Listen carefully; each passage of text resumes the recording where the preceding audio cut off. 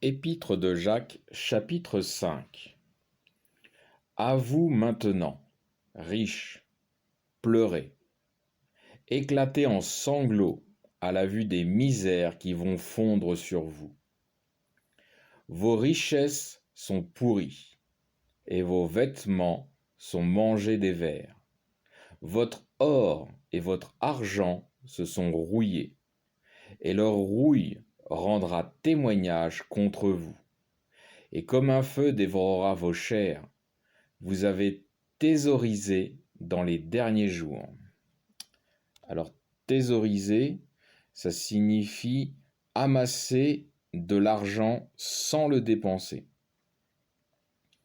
Donc, je poursuis verset 4. Voici qu'il crie contre vous, le salaire dont vous avez frustré les ouvriers qui ont fauché vos champs, et les cris des moissonneurs sont parvenus aux oreilles du Seigneur Sabaoth. Alors Sabaoth, c'est un mot hébreu qui signifie multitude organisée et s'applique en général à l'ensemble des êtres créés et aussi à la multitude des anges formant la cour céleste et à une armée proprement dite. Je poursuis verset 5. Vous avez vécu dans la terre, dans les délices et les festins.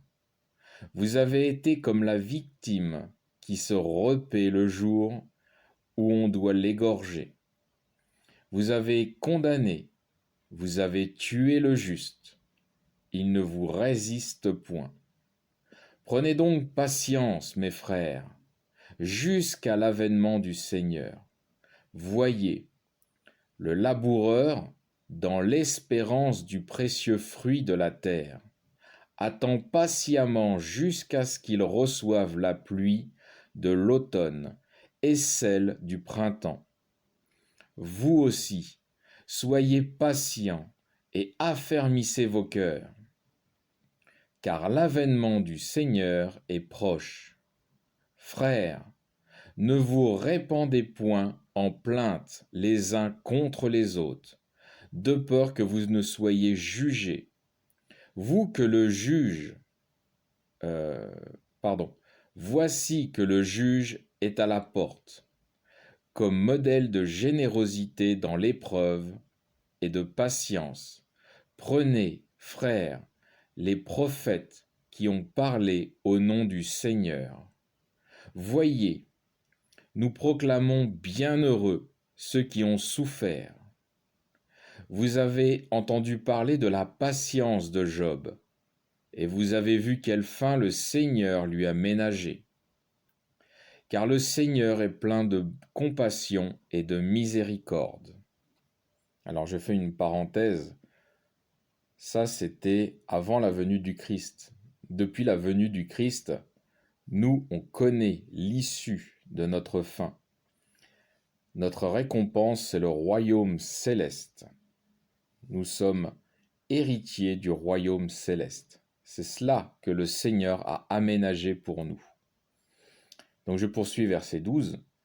Surtout, mes frères, ne jurez ni par le ciel, ni par la terre, ni par quelque autre serment, mais que votre oui soit oui, et que votre non soit non, afin que vous ne tombiez pas sous le coup du jugement.